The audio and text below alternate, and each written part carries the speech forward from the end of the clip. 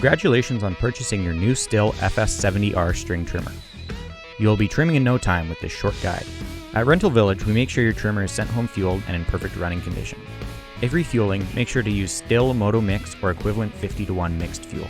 To start the engine, press the manual fuel bulb, located here, at least 5 times, even if it is filled with fuel. When starting the engine for the first time that session, engage the choke by moving the lever to the position marked with this symbol. If you have already run the engine for a significant amount of time and it is still hot, turn the lever to the position marked with this symbol. For cranking the engine, place the unit on the ground and maintain a safe and secure footing. Grip the trimmer in your left hand, being sure not to press the throttle lockout or trigger. With your right hand, pull up the slack in the line and then give it a brisk pull. As soon as the engine runs, press down on the throttle trigger lockout and open the throttle.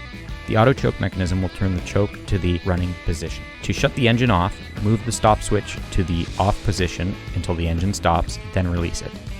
Congrats on your new purchase. On behalf of everyone at Rental Village, happy trimming.